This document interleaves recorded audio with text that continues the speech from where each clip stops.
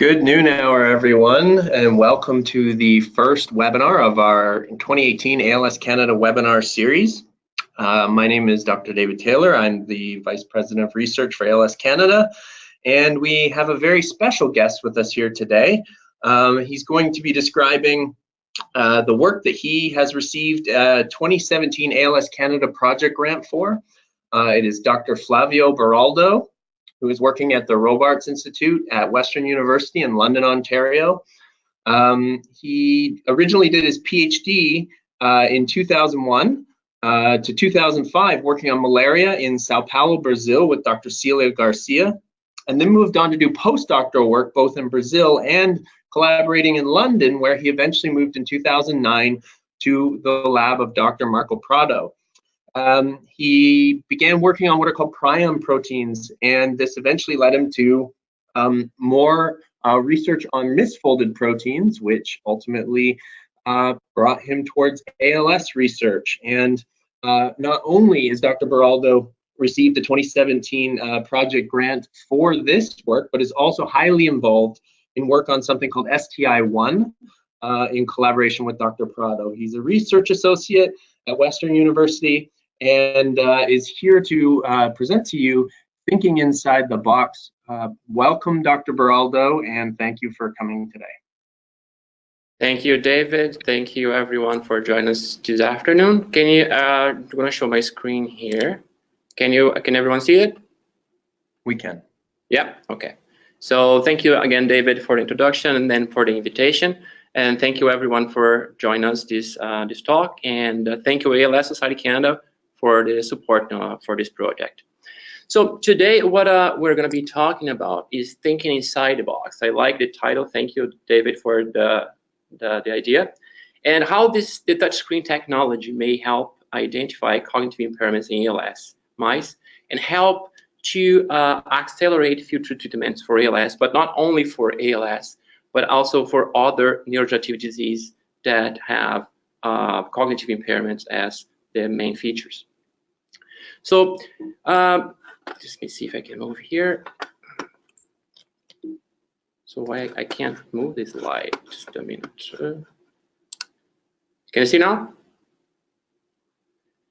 Oh, so neurodegenerative disease. Can you see, David? Can you ever see? Yes, we can see it. Okay. Yeah. Okay.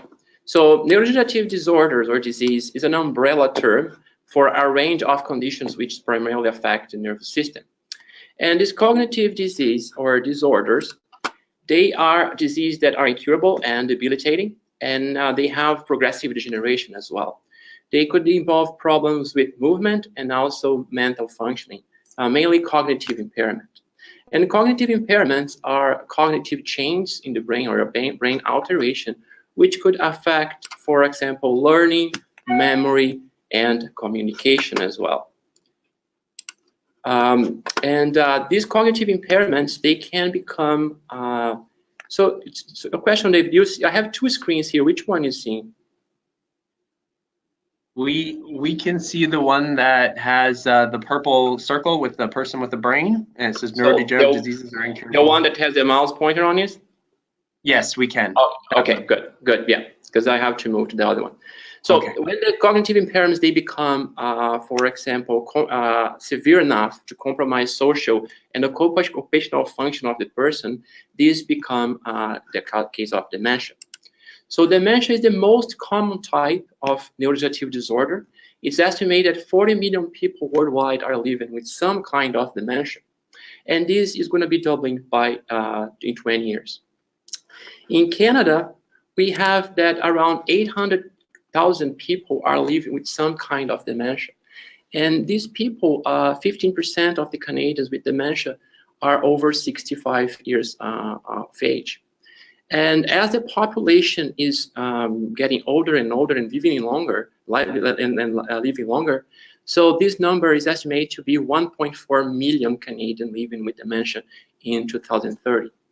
This caused a huge economic burden to Canada. So today, to manage the dementia, Canada is expending around $33 billion per year, and this number is going to go to $300 billion per year in 2040. So there are two main diseases that dementia is involved: Alzheimer's disease, as you guys know, and frontotemporal dementia. However, the past 10 years, more and more studies have been done, and more diagnoses have been shown, and the criteria have been changed, adding dementia as a piece of the ALS puzzle. So ALS is not anymore only a motor disease, but also the dementia is one of the main features of this disease.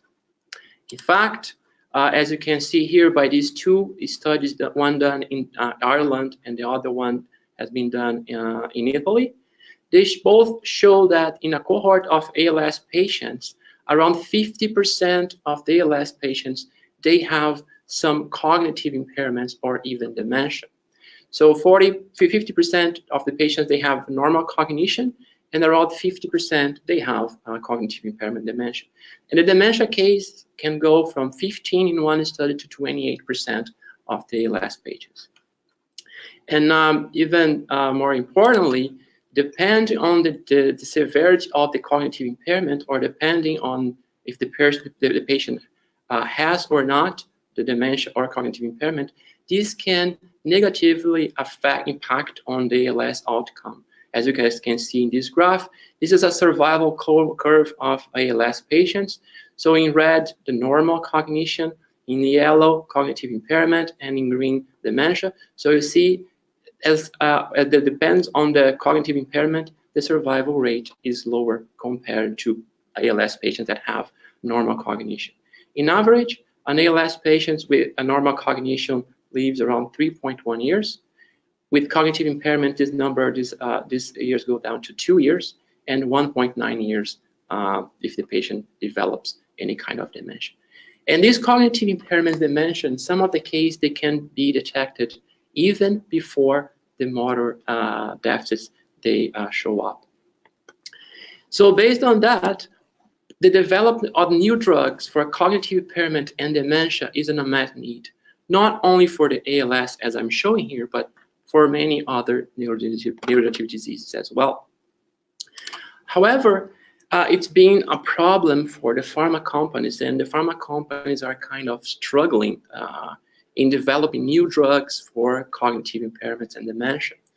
The last drug that showed to be efficient in treatment of cognitive impairments and dementia was developed in 2014 and took 9 years and more than $3 billion to this drug to be developed and got to the shelves.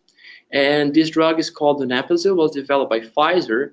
And but to develop this drug, this is how the pipeline of the clinical trials work. So preclinical trials is done basically in mice or rodents. So you see here, 250 compounds, they passed preclinical trials, they were approved in mice, they showed to be successful in mice, but only one of these 250 compounds tested in mice, they became a drug. So they work only one works in humans. So the rate of failure of the preclinical trial, the transition from preclinical trials to clinical trials, is around 99.6% of the potential compounds, they don't become a drug. So only 0.4% of the compounds, they become a drug in terms of preclinical trials to clinical trials. So this is one of the major problems, the translation from mice to humans to develop new drugs for cognitive impairments and dementia. And in fact, the pharma companies are, for example, Pfizer, the pharma company that developed the last drug, the donepezil. So 2 weeks back, they just pulled the plug on the dementia research. So they closed all the department for study of dementia and cognitive impairments for developed drugs. And the major reason for why they closed the department was because more than 9% of the trials for Alzheimer's and other disease that cognitive impairments involved, the drugs failed in the past 15 years. That costs a lot for the pharma companies, and they are put more effort in other areas, such as cancer, for example, where they get better drug rates of improvement. So, but why this is this problem? Why lots of compounds they show to be efficient in mice when they been tested in mice, and they failed in humans? So mice and humans, they have 99% of the genome, they are the same. Also, most of the mice, mouse models for neurodegenerative disease such as ALS, Alzheimer's, Parkinson's, all these mice, they represent key features of the disease pathology. However, the way that the mice are tested in preclinical trials may be a problem for this drug success rate. So today, what we have for testing mice for cognition, for example, is use those mice and been testing in animal behavior. However, the major problem is there is a low rate of data reproducibility between all the sites or all laboratories. And one of the major reasons that I can call attention is there is a lack of automation in behavior cognitive tests. So what we have now to test, for example, if a mouse learns a task, or if a mouse pays attention on a task, or have depths on all those features, is by scoring manually the task. Scoring how many times a mouse, for example, touched an object, or how long the mouse spent exploring a new area. These things are scored manually by a person, then can add a lot of variability on those tasks. Also, the fact of the experiment present on the room where the mouse is performing the task can affect the mouse behavior. Could be, for example, their experiment interference on animal behavior due to stress of the mice, noise, and smelling. And in fact, it's been shown recently in an article in Nature that even depends on who is performing the task. If it's a male or a female experiment, this can alter the mouse behavior. So they were testing the ketamine, one drug that showed to be improving cognitive deficits in mice. However, what they showed is the ketamine only promotes improving cognition when injected by a male experimenter. When it was injected by the female experimenter, this drug didn't work, didn't do anything on the mice, or the mice didn't behave exactly the way they behave when a male experiment was performing the task, the experiment. And what their hypothesis was could be a sex problem, could be a sex involvement on the animal behavior. And what they did, they took a t-shirt of the male experimenter, and they gave to the female experimenter. And by then, when the female started the experiment, inject the ketamine, the mice behave as if they have been tested by a male experimenter. So there's a lot of interference of the experimenter on the mouse behavior. In addition to this, the lack of automation, the experimenter being interfering on the animal behavior, there is also the classic behavior tasks, they are not translatable to humans. The classic behavior test to evaluate in mice memory and learning is called Morris water maze. And this is a representation of the Morris water maze. So it's a pool with water, and we divide in 4 quadrants. And the mice, they have clues on the wall, and we have a hidden platform in one of the quadrants. And the mice, they have to learn where the platform is hidden. And based on the clues they have, they can find the platform. And we measure how long it takes to the mouse to find the platform. By the end of the task, if the mouse learns, you're going to find a platform very quickly. And by the day 5, that last day of experiment, we remove the platform. And if the mouse learns how to where the platform was based on the clues, the mouse is going to expend more time exploring the quadrant on the platform was. So this is an example. For example, the mouse that learned the last day, the platform was here. So you're going to see that the mouse is going to expend way more time exploring or trying to find the platform where on the quadrant where the platform was before. But this is what we do in mice. So we inject drugs. If the mouse has, for example, a memory deficit, we inject drugs, throw the mouse in the pool with water, and the mouse has to find the platform to avoid drowning. But this is not translatable. The drugs are not being tested in the same way in humans and the mice. Even though they are testing for the same thing, for the cognitive deficits, the experiments or the way they test is different. For the mice, we use a pool with water to test learning memory. But we can't do the same to humans.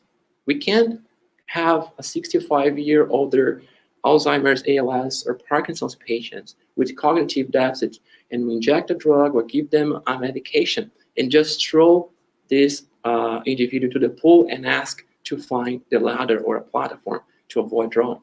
So this is not translatable. So this lack of translation is also a huge problem in animal behavior testing.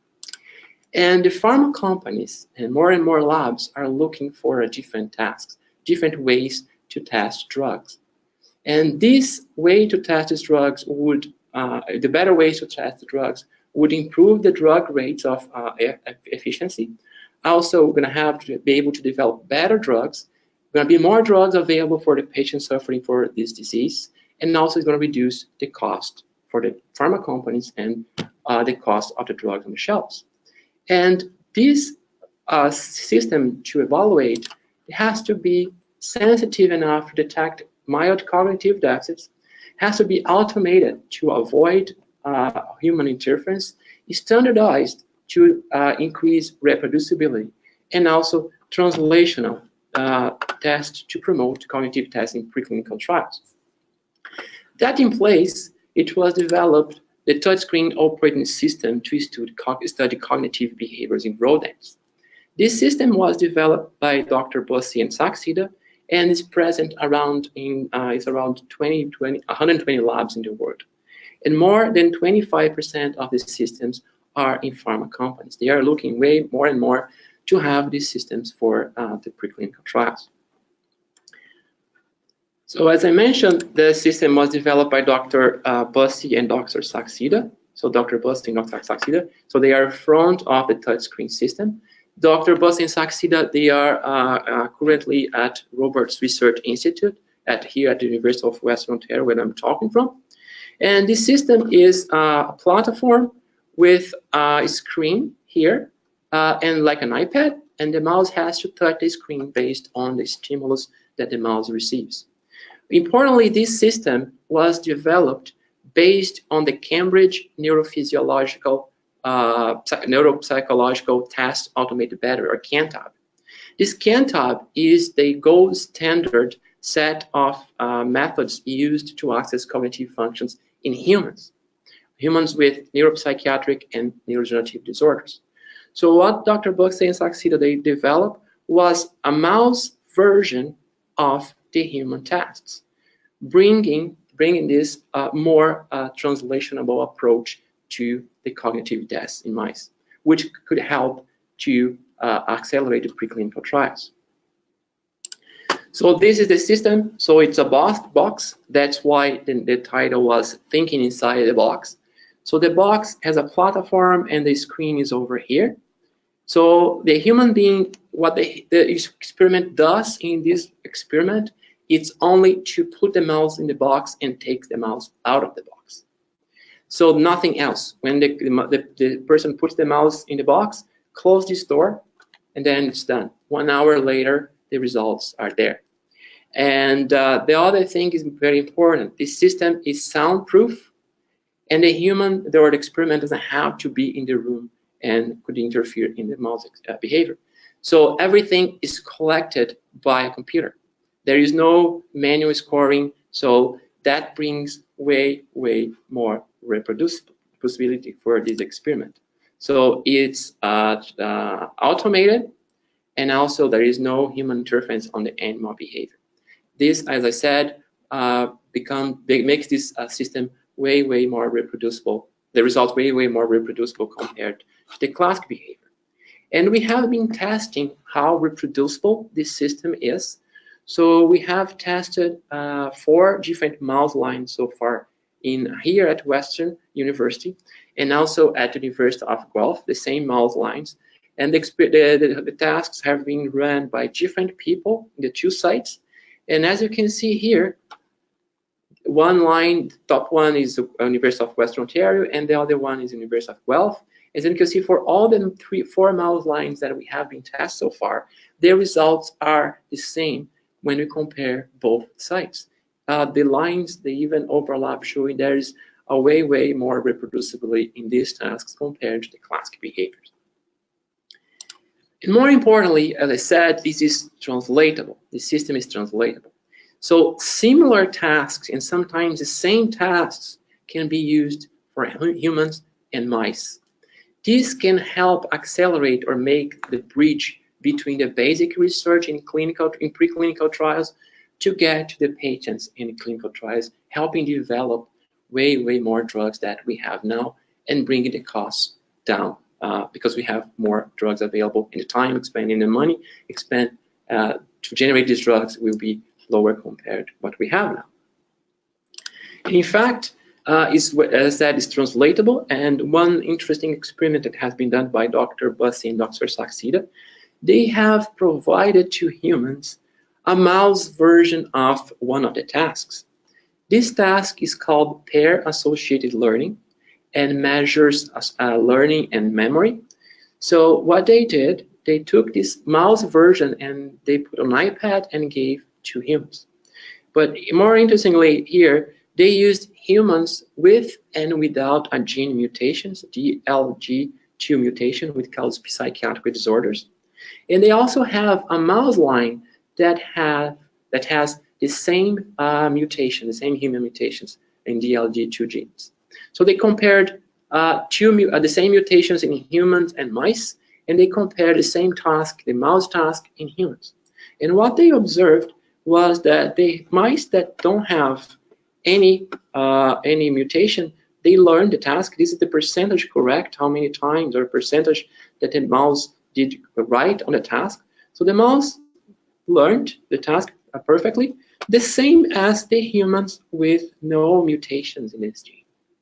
However, when they took the mice with the GLG mutation, the mice, they performed way worse compared to the mice that don't have the mutation.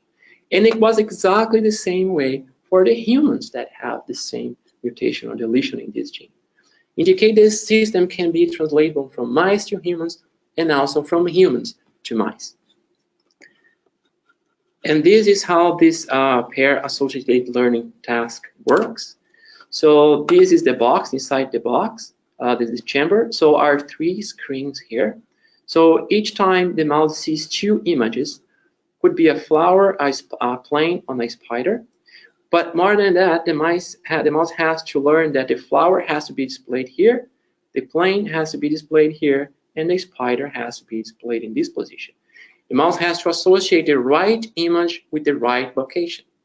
And each time a mouse is exposed to 2 different images. One image is in the right position and one image is in the wrong position. So for now, this video is a little bit faster. I'll try to stop it. So now the mouse has to start. This is the starting point. Has to poke the nose here to start the task. And it's going to be showing here a flower here and a spider here. So the mouse has, if the mouse gets right, has to touch the spider because the flower is going to be in the wrong position. The flower is going to be shown here, but it should be displayed there. So let's see if you can see this. So the mouse is going to start the task, start it, and touch the spider that was here. So it's going to do it again. The same thing, spider here and the flower over there. And it touched right again. So this involves training, but when the mouse is trained, we can do drugs that can improve the cognitive deficit or can improve memory and learn, and it can use different mouse lines as well for different diseases, including ALS, to do these tasks. Another version of the task, or another task that we're going to be exploring in our project, is the 5-choice serial reaction time task, or 5-choice as we call. This task measures attention. And here is one of the human version of this task in a touchscreen computer. So there are 5 windows. One of the windows is going to light up, and the person that is performing the task has to touch the window that lights up. We can play with the stimulus length or the stimulus duration, or for how long the light is exposed here. And as shorter is the stimulus duration, more demanding is the task. So more mistakes the mouse does when with shorter stimulus duration. And humans as well, the humans that have cognitive impairment or attention deficits. So that's how it works. So the human starts a task, then lights up, and there's only 0.6 seconds to touch the screen. So the attention levels have to be very high. The same thing for the mice. So the mouse has like 5 screens here. This multi-box box has 5 screens. One of the screens is going to light up, so it's going to be this one here. It's going to be hard to see because of the background of the camera. But the mouse again has to start the task. So it starts the task. The mouse turns around, and it's going to touch this screen here. That's going to light up. Got right and got back to this position here. So why did he get back here? Is because if he gets right, the mouse gets a reward, and we give the reward that the mouse receives is strawberry milkshake. So they love it. So in this task, what we have done as well, and Dr. Bus and Saxida paper, they have shown that they used the donepezil, the same drug that was developed for humans, and they were testing if this drug also works in mice, using the 5 choice that measures attention. And they used one specific mouse line for Alzheimer's disease. That this mouse line they present Alzheimer's pathology, formation of plaques and tau mutations. So they have tested those mice at 10 months of age, and in the closed circles here, you can see the mice that don't have the mutation, what we call wild type mice.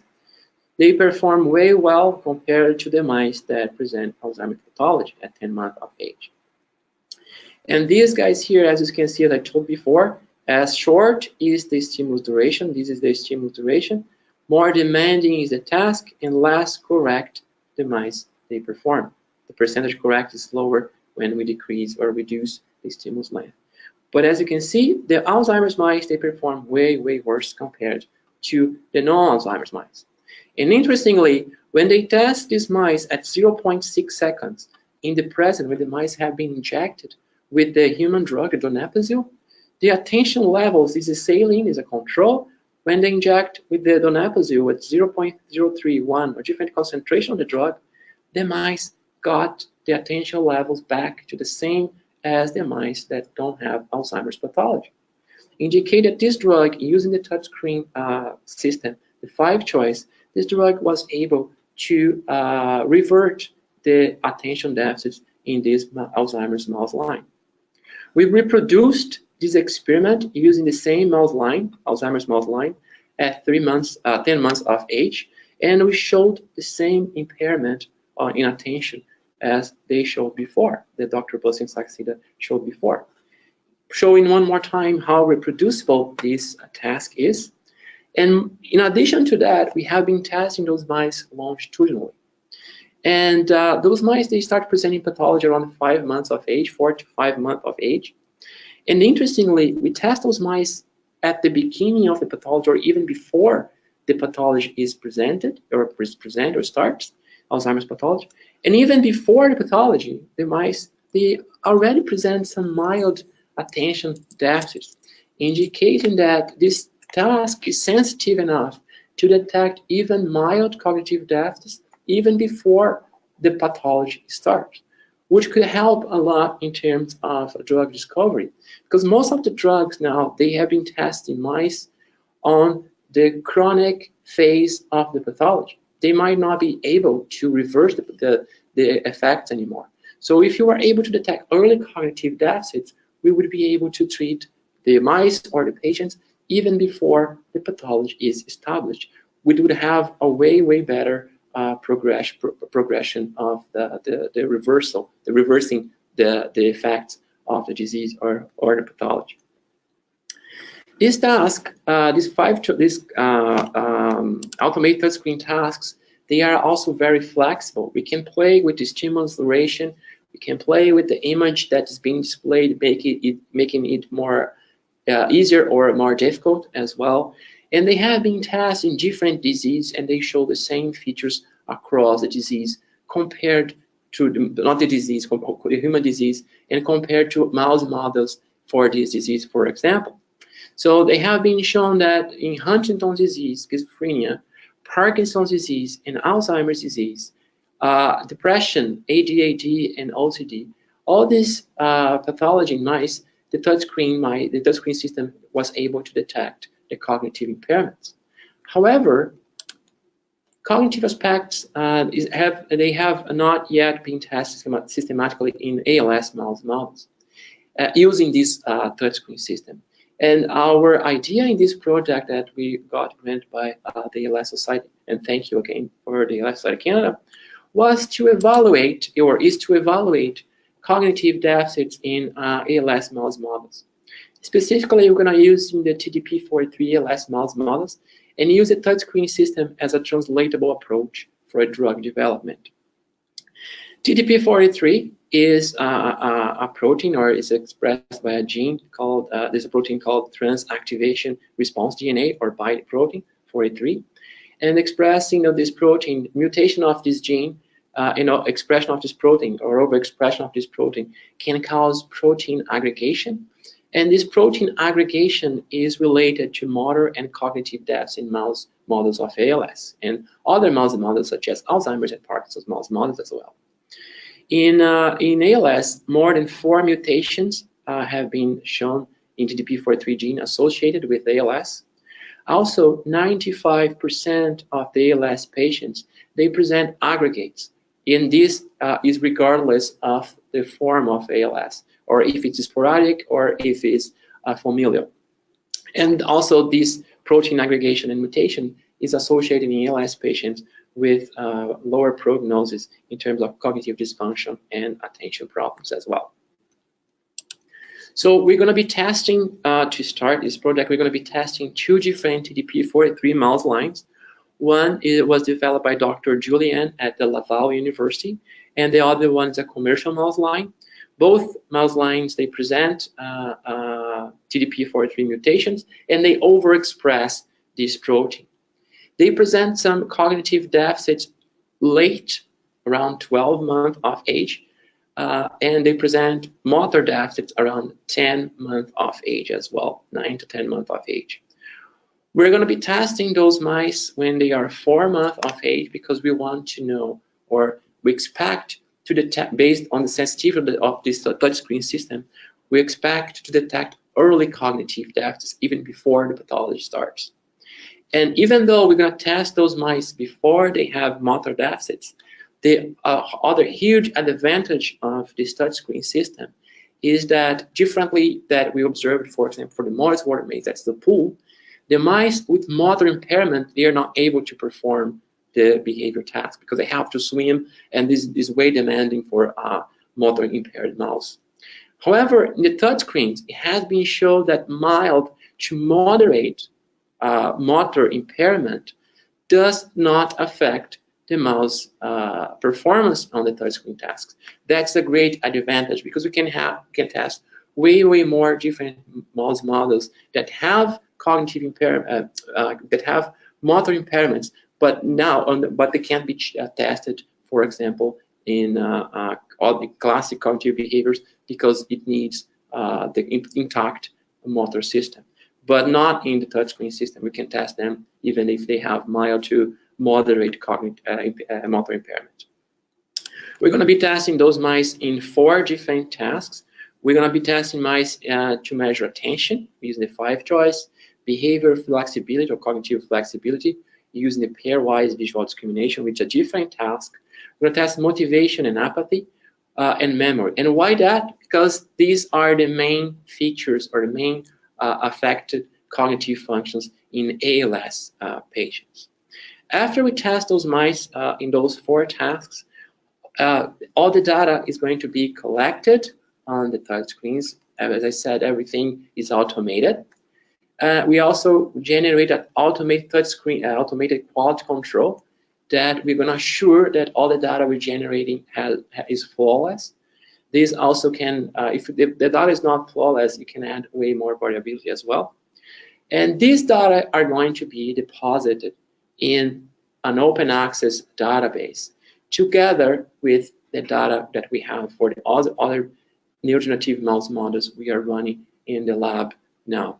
And the idea, the main idea or the main goal that we have here in this project or in this platform is to establish a high throughput cognitive screening program that's going to be open access for open access preclinical database that anyone can access, universities, colleges, pharma companies, people interested in compare the results against what we have.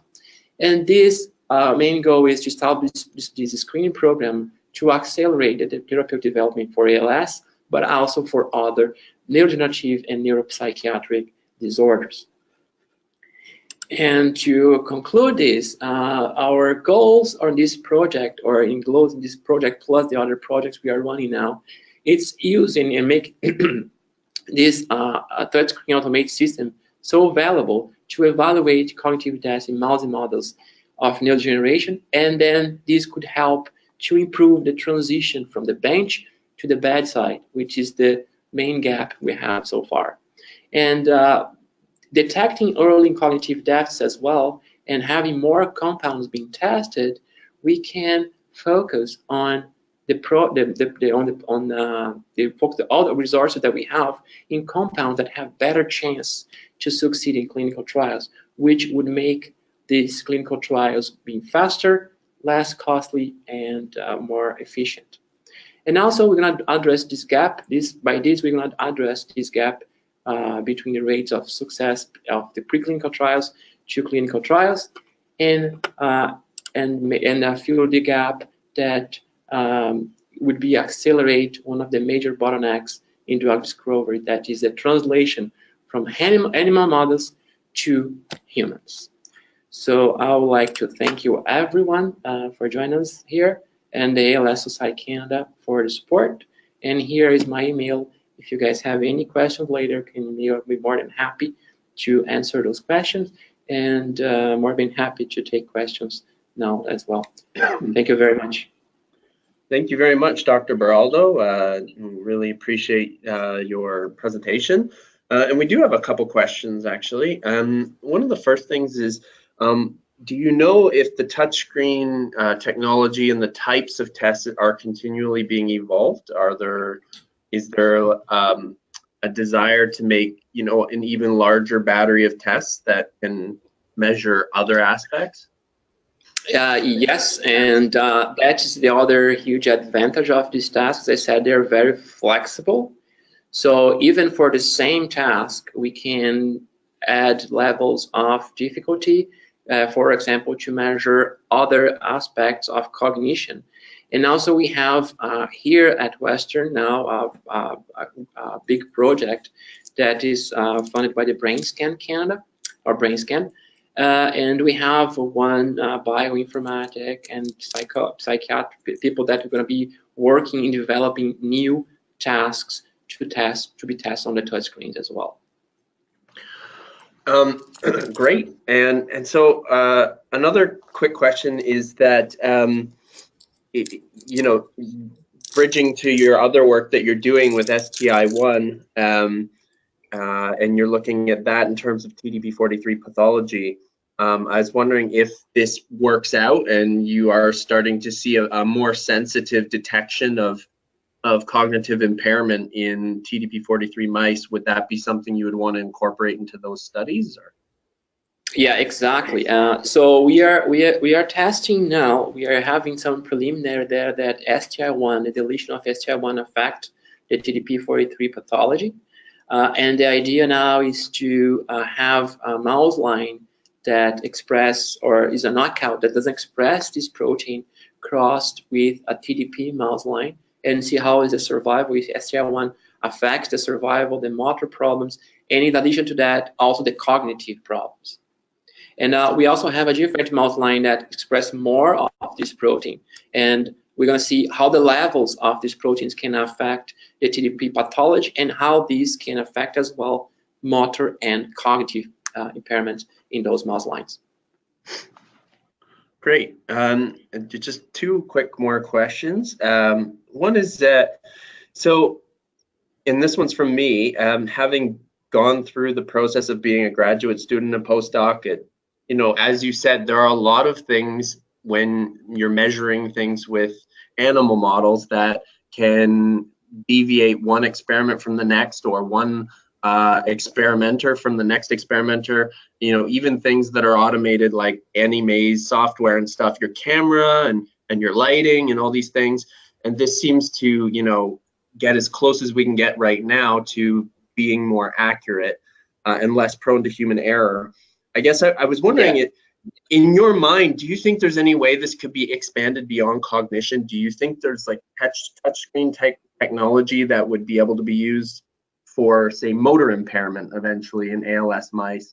I don't know whether it measures steps or some sort of evolving of those processes, which are also very prone to human error. Yeah, so I didn't mention that, but when the mice are performing the task, there are infrared beam breakers in the box that, in addition to cognitive deficit, when the mouse touches the screen, you can measure locomotion of the mouse, you can measure rearing of the mouse, and also you can get all these motor features from the same task when you're performing the cognitive task. That's really cool.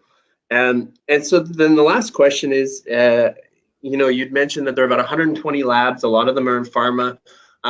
Is this still something that's kind of a Western, like it's something that was sort of initiated and developed in London? And is it mostly people in London who are using this? And if so, do you think there's a really high desire to collaborate? Because I can think in ALS, you know, if this works and this project's very successful, then, you know, C9orf72 models and all kinds of other models now in ALS that don't have good delineation of the cognitive effects, but really need to have them. This could be extremely valuable technology to the field as a whole. Yes. So before, when I talked to the people that sell this system, it's called Lafayette Instruments in Cambridge, in Campbell, and until last year, the last 2 years back, only here at Prad Lab we had this system in London, and the amount of system we have, we are competing with Pfizer in numbers of the touchscreen systems. So we were in North America, we were one of the largest labs in terms of touchscreen. But 2 years ago, Dr. Bussy and Saxida, they came from Cambridge and joined us. So now we basically have 3 times as many systems as we had before. So I think we could consider us at Western here as the largest group that have the touchscreen system. But we have people in the United States, we have people in South Korea, Australia, Europe, Brazil. They just got the first touchscreen system there. So it's expanding this system. But I think we can consider ourselves one of the largest ones. Great. Well, I'll have to get in touch with you about seeing if you're interested in collaborating with some other people eventually, because I think I do think this could be really, really important to the field for other mutations. Yeah, interesting. Yeah, because as I said, even the mice that have SOD mutation, for example, they have early motor deficits, if it's not as so severe, we can even test them.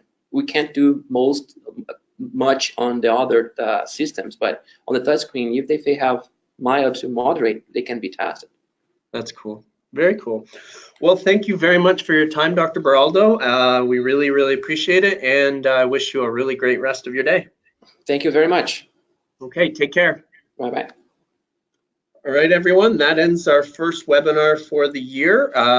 Please join us again in February. We will be announcing, hopefully soon, another webinar in February, and one each month for the rest of 2018. Some will be guests and some will be internally handled by myself, and we look forward to having you all join us for the rest of 2018. So everyone have a great rest of your day, and we'll see you soon.